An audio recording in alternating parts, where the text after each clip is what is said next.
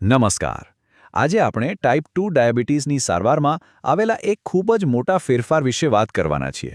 NIC NG28 ગાઈડલાઇનના જે નવા updates આવ્યા છે, એણે આખી સારવાર પદ્ધતિને, આપણા વિચારવાની રીતને જ સમૂળગી બદલી નાખી છે.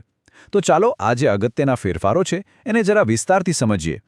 તો સૌથી મોટો અને કહી શકાય કે ક્રાંતિકારી ફેરફાર શું છે? એ છે સારવાર પ્રત્યેનો આપણો દૃષ્ટિકોણ. જુઓ, પહેલાં આપણું ધ્યાન ફક્ત બ્લડ શુગરના આંકડા એટલે કે HbA1c પર રહેતું હતું. પણ હવે એવું નથી. હવે સારવારના પહેલા દિવસથી જ આપણી પ્રાથમિકતા દર્દીના સૌથી મહત્વના અંગો એટલે કે હૃદય અને કિડનીને સુરક્ષિત રાખવાની છે. આ વિચારસરણીમાં આવેલો એક જબરદસ્ત બદલાવ છે. સારું, આ આખી વાતને બરાબર સમજવા માટે આપણે આ 5 મુખ્ય મુદ્દાઓ પર નજર કરીશું. પહેલું, સારવારનો નવો સિદ્ધાંત શું છે? બીજું, હવે ફર્સ્ટ લાઇન થેરાપી કઈ ગણાશે? ત્રીજું, જે દર્દીઓને અન્ય બીમારીઓ છે એમના માટે પ્રોટોકોલમાં શું ફેરફાર છે? ચોથું, મેટફોર્મિનમાં શું બદલાવ આવ્યો છે? અને પાંચમું, નવી SGLT2I દવાઓની સેફટી બાબતે શું ધ્યાન રાખવું જરૂરી છે? તો ચલો, પહેલા મુદ્દાથી શરૂઆત કરીએ, સારવારનો આ નવો સિદ્ધાંત. અને માનીને ચાલો, આ ખરેખર બધું બદલી નાખે છે. કારણ કે હવે ફોકસ માત્ર ગ્લુકોઝના આંકડા પર નથી, પણ લાંબા ગાળે અંગોની સુરક્ષા પર છે. આનો સીધો અર્થ એ છે કે હવે આપણે એકલું મેટફોર્મિન આપ્યા પછી એ નિષ્ફળ જાય એની રાહ જોવાની નથી.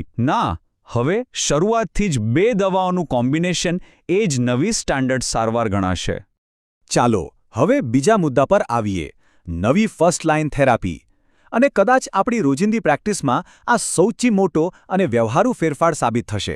ખાસ કરીને એવા દર્દીઓ માટે જેમને હજુ સુધી કોઈ મોટી કોમોર્બિડિટી એટલે કે બીજી કોઈ ગંભીર બીમારી નથી. અહીંયા તમે જોઈ શકો છો કે આ બદલાવ કેટલો સ્પષ્ટ અને મોટો છે. પહેલાં શું હતું?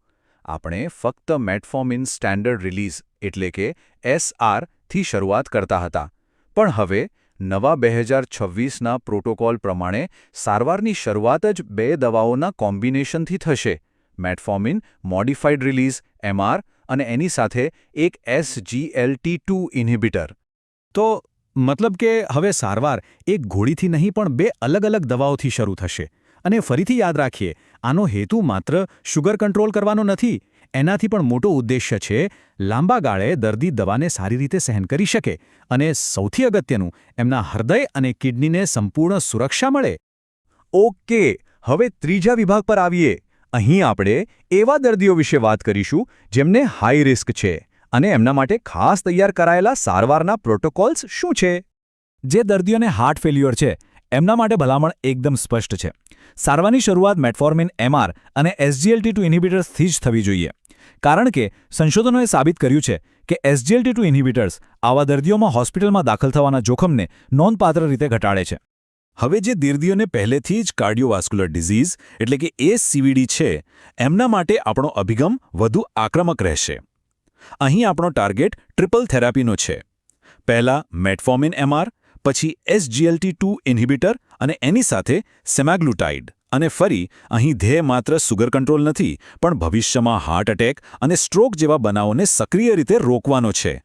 હવે વાત કરીએ ક્રોનિક કિડની ડિઝીઝ CKD ધરાવતા દર્દીઓની. એમના માટે સારવાર હવે ખૂબ જ ચોક્કસ અને EGFR લેવલ પર આધારિત છે. જો EGFR 30થી વધુ હોય તો સ્ટાન્ડર્ડ સારવાર છે મેટફોર્મિન MR અને SGLT2 ઇન્હિબિટર. જો EGFR 20 અને 30ની વચ્ચે હોય તો આપણે SGLT2 ઇન્હિબિટરની સાથે DPP4 ઇન્હિબિટર આપીશું. અને જો EGFR 20થી પણ નીચે જતું રહે તો માત્ર DPP4 ઇન્હિબિટર જ મુખ્ય પસંદગી બને છે. આ બતાવે છે કે સારવાર હવે વન સાઇઝ ફિટ્સ ઓલ જેવી નથી, પણ દર્દીની કિડનીની સ્થિતિ પ્રમાણે એકદમ પર્સનલાઇઝ્ડ છે. નાની ઉંમરે ટાઈપ 2 ડાયાબિટીસ થવો એ એક બિલકુલ અલગ જ પડકાર છે. કેમ? કારણ કે આ દર્દીઓને લાંબા સમય સુધી આ બીમારી સાથે જીવવાનું હોય છે. એટલે એમના જીવનકાળ દરમિયાનનું જોખમ ઘણું વધી જાય છે. એટલે જ એમના માટે શરૂઆતથી જ વધુ આક્રમક સારવાર જરૂરી છે, જેમાં આપણી સ્ટાન્ડર્ડ થેરાપીની સાથે GLP-1 એગોનિસ્ટ જેવી શક્તિશાળી દવાઓનો પણ વહેલી તકે સમાવેશ કરવો જોઈએ. ચાલો, હવે આપણા ચોથા વિભાગ તરફ આગળ વધીએ. અહીં આપણે વાત કરીશું મેટફોર્મિન વિશે અને ખાસ કરીને એના કયા ફોર્મ્યુલેશનને હવે પ્રાથમિકતા આપવાની છે એના વિશે. તો અહીં એક મોટો સવાલ ઊભો થાય છે. આટલા વર્ષોથી આપણે સ્ટાન્ડર્ડ રિલીઝ મેટફોર્મિન વાપરતા આવ્યા છીએ તો હવે અચાનક મોડિફાઈડ રિલીઝ એટલે કે MR મેટફોર્મિનને ડિફોલ્ટ પસંદગી કેમ બનાવવામાં આવી રહી છે? એની પાછળનું કારણ શું છે? તો એનું કારણ એકદમ સીધું અને સરળ છે. સ્ટેન્ડર્ડ રિલીઝ એટલે કે SRની સરખામણીમાં મોડિફાઈડ રિલીઝ અથવા MR મેટફોર્મિનના ફાયદા સ્પષ્ટપણે વધુ સારા છે. તો ચાલો ફાયદા જોઈએ. સૌથી મોટો ફાયદો એ છે કે એનાથી પેટને લગતી આડઅસરો એટલે કે GI સાઇડ ઇફેક્ટ્સ ઘણી ઓછી થાય છે. આને કારણે દર્દીઓ લાંબા સમય સુધી આરામથી દવા લઈ શકે છે અને સારવારનું પાલન પણ સુધરે છે. અને એક બીજી સારી વાત એ છે કે ડિસેમ્બર 2025 સુધીમાં એની કિંમત પણ સ્ટેન્ડર્ડ રિલીઝ જેટલી જ થઈ જવાની અપેક્ષા છે. તો ક્લિનિકલ એક્શન પોઈન્ટ એકદમ ક્લિયર છે. જે દર્દીઓ SR સહન નથી કરી શકતા એમને તાત્કાલિક MR પર સ્વિચ કરી દેવા જોઈએ. અને હવે આપણે આપણા અંતિમ અને ખૂબ જ મહત્વના વિભાગ પર આવી ગયા છીએ, SGLT2 ઇન્હિબિટર્સની સેફટી અને એના વિશે ધ્યાનમાં રાખવા જેવી બાબતો. કારણ કે હવે આ દવાઓ ફર્સ્ટ લાઇન થેરેપીનો ભાગ છે એટલે એમની સલામતી વિશે જાણવું આપણા સૌ માટે ખૂબ જ જરૂરી છે. SGLT2 ઇન્હિબિટર્સનો ઉપયોગ કરતી વખતે આપણે એક જોખમ પ્રત્યે ખૂબ જ સાવચેત રહેવાનું છે અને એ છે ડાયાબિટીક કીટોએસિડોસિસ એટલે કે DKA. ખાસ કરીને 3 પરિસ્થિતિઓમાં આ જોખમ વધી જાય છે. જો દર્દી કીટો ડાયટ પર હોય, જો એમના શરીરમાં પાણીની કમી હોય એટલે કે ડિહાઇડ્રેશન થયું હોય અથવા તો એ કોઈ તીવ્ર બીમારીમાંથી પસાર થઈ રહ્યા હોય. અને આખી ગાઈડલાઇનમાંથી જો એક સૌથી મહત્વની અને વ્યવહારુ ક્લિનિકલ સલાહ લેવાની હોય તો એ આ છે.